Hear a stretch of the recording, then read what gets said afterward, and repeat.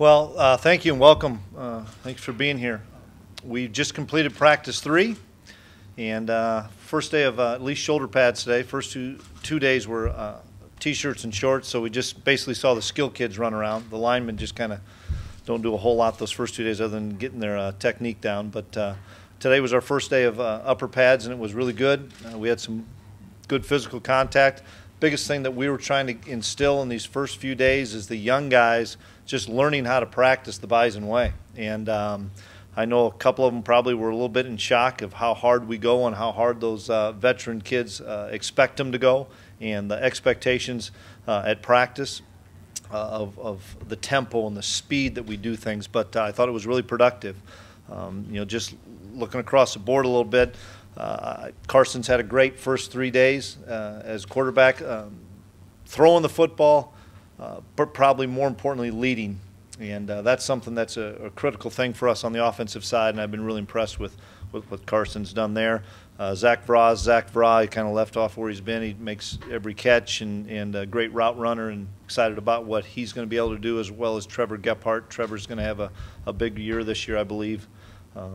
I think Vaudelin really helps us solidify that spot, getting his 6th year back at tight end. The big question, obviously, is our offensive line, and that's going to be a throughout fall process, guys.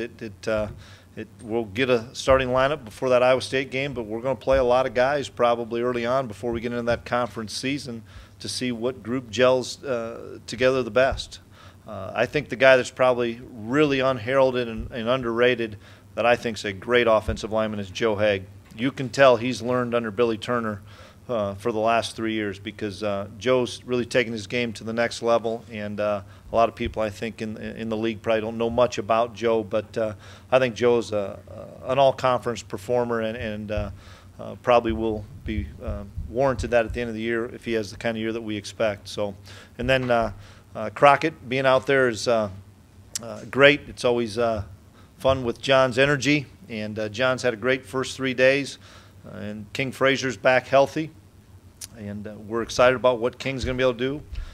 I still think Chase Morlock's going to be a really exceptional player, and he's in the mix as well. So feel pretty good about some of the younger guys on offense.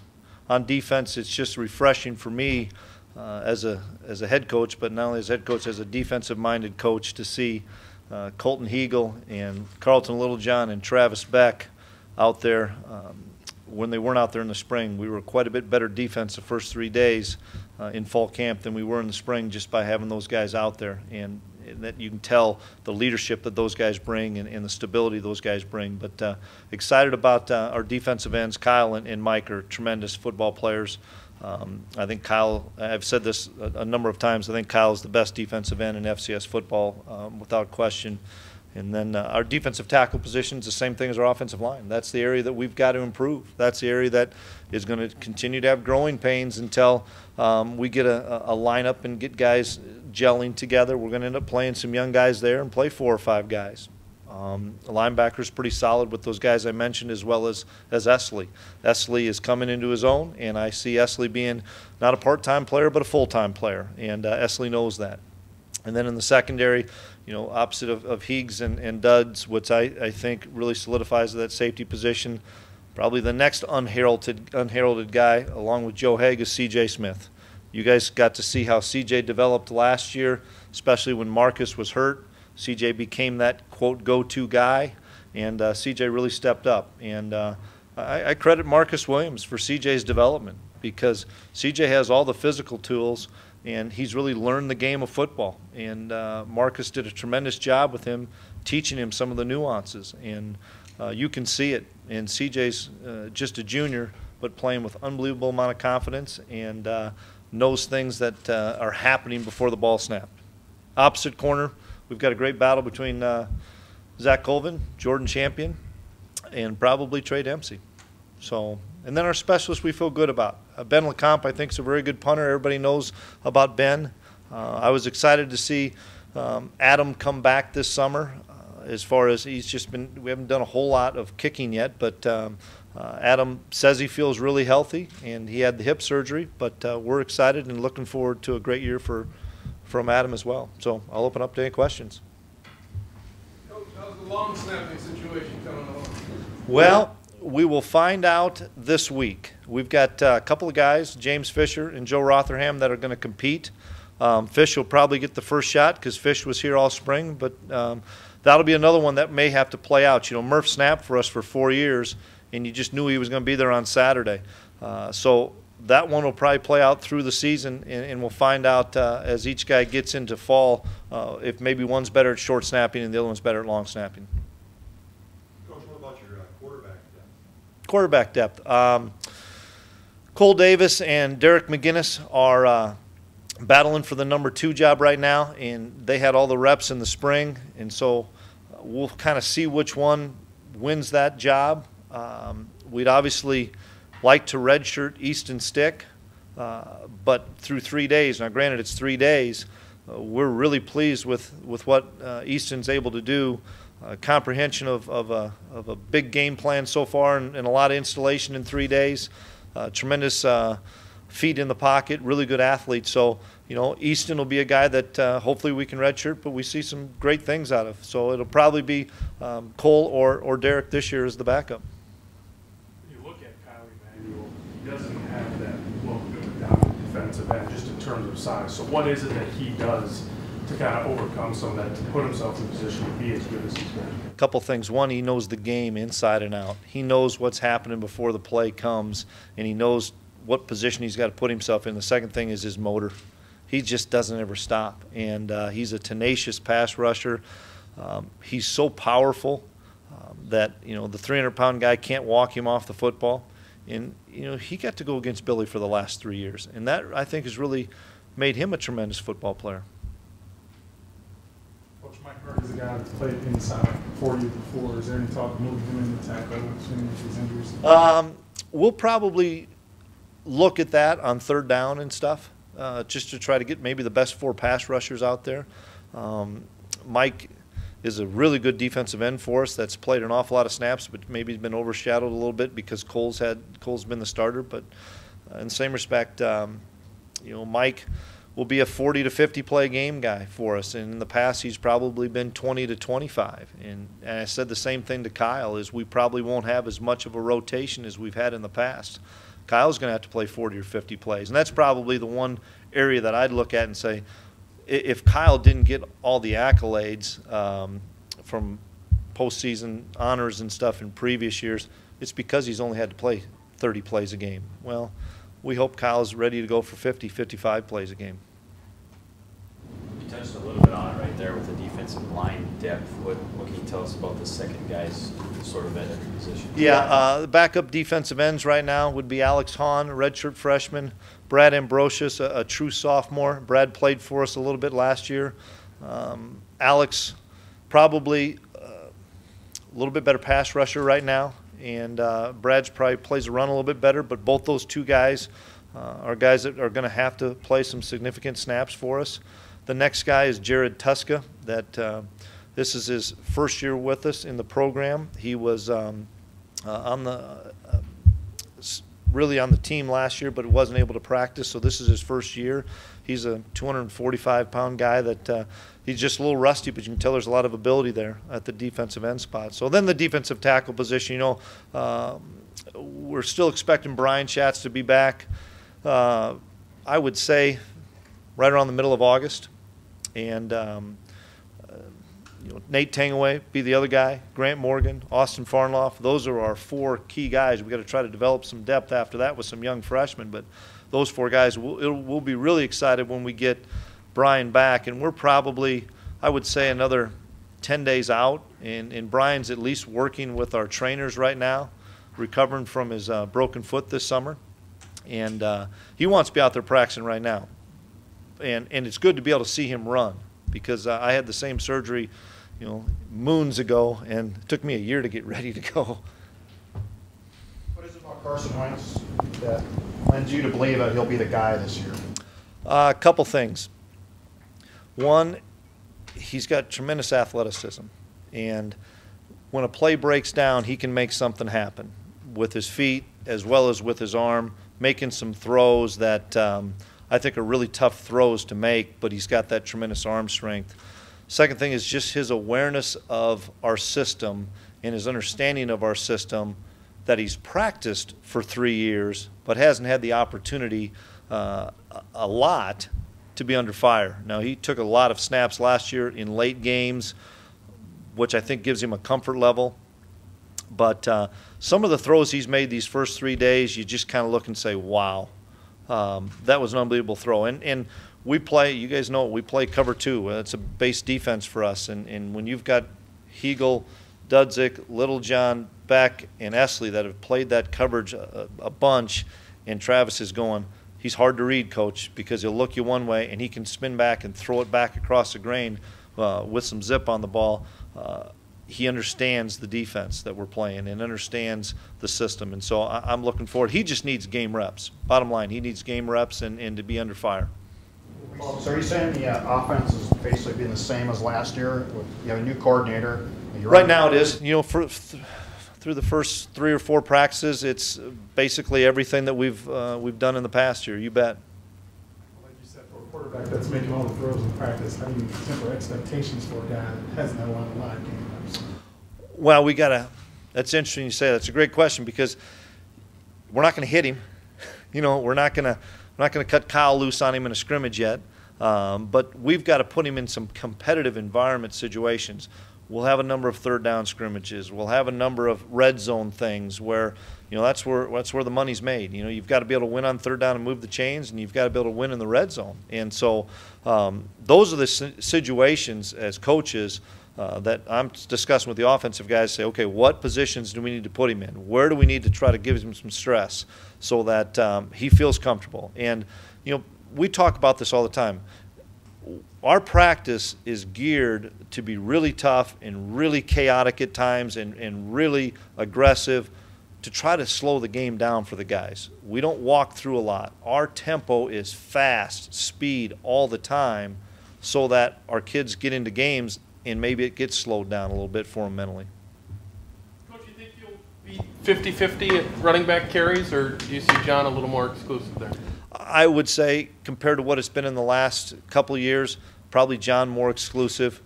You know, until those other guys come up to speed. You know, we knew what we had with Sam and John together. Now, in the same respect, I don't know if you can just give it to a guy 30 times a game for that many games. John would like that. I'm sure he would. But we've got to see what Chase can do, and we've got to see what King can do because they give us a little bit different look. And so both those guys for sure will be a part of our game plan each week. Coach, how hard is it for Esley Thornton to transform from a quarterback to now starting outside linebacker for you? Last year at this time I'd have said pretty difficult, but this year it's clicked for him. You know, just some of the reads that I think are difficult as a linebacker are becoming second nature to him, and he doesn't have to think about it. He just reacts, and if you can just be a reaction guy at linebacker, you're going to be way more successful. And so I can just tell how much more comfortable he is on a daily basis out there on the practice field. What advantage? Is Carson 6'6", 6'5"? What's your guess? I'd say 6'6", but I'm 5'11", 5'9", 5'11", 5'9".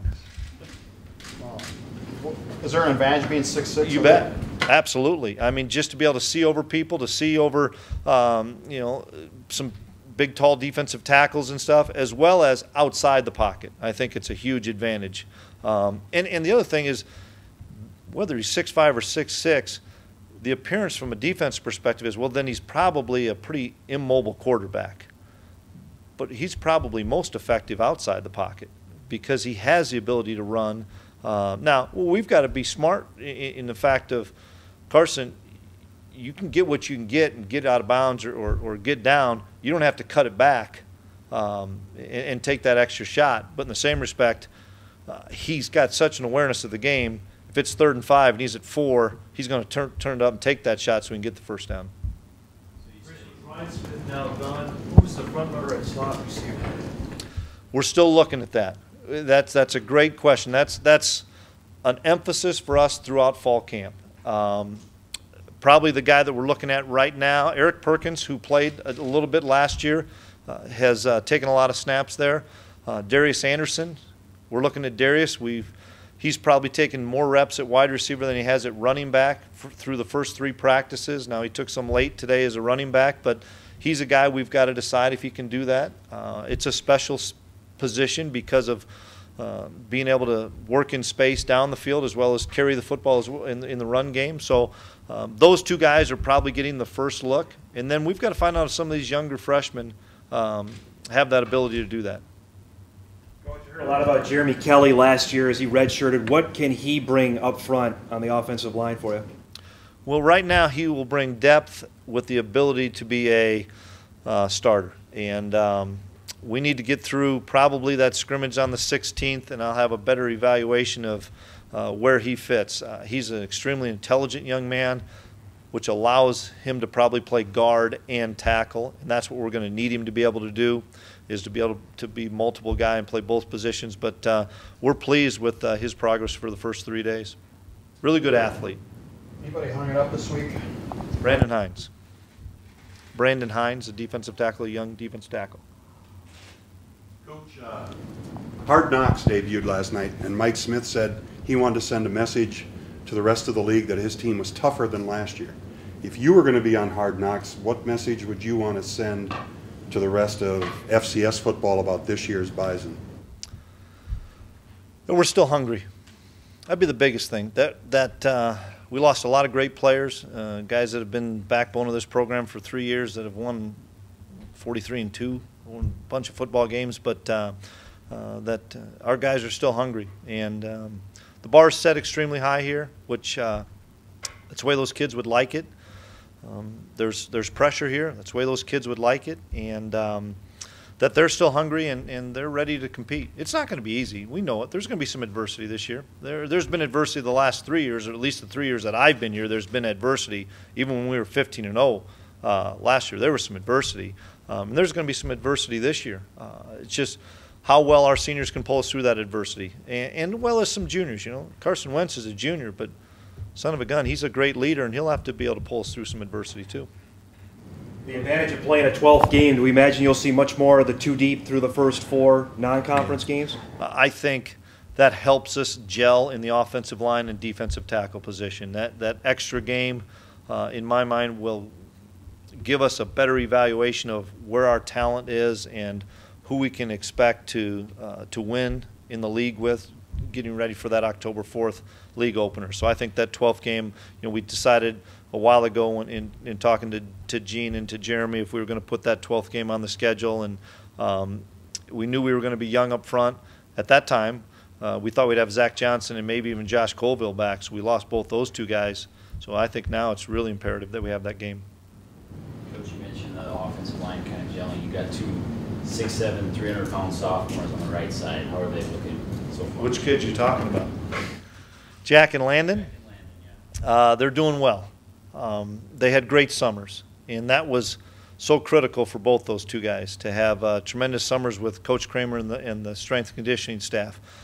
They're young guys still. They're just sophomores, and they haven't been in the fire a bunch. Jack was a little bit last year due to some circumstances, but I thought they had really good summers. They got a little bit stronger, a little bit quicker, a little bit more athletic, all the things that we need them to be able to get through a grind of a season. Now we need to see how they progress through these 29 practices, but those two will play a lot of football for us. That's where the Jeremy Kelly situation, can he spell one of those guys? Can he beat one of them out? There's great competition there, but we need that. We need those at least 3 guys on each side.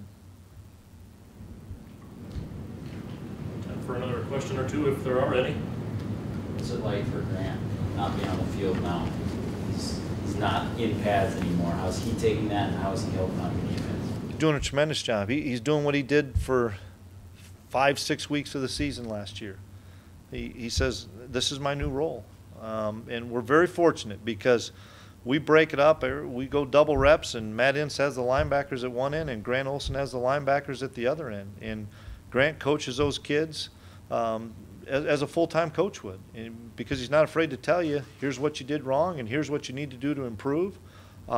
He gets the game. He understands our system extremely well. He knows that probably his time of playing is over, but I've been really, really impressed with Grant. He'll be a great coach if that's what he wants to do.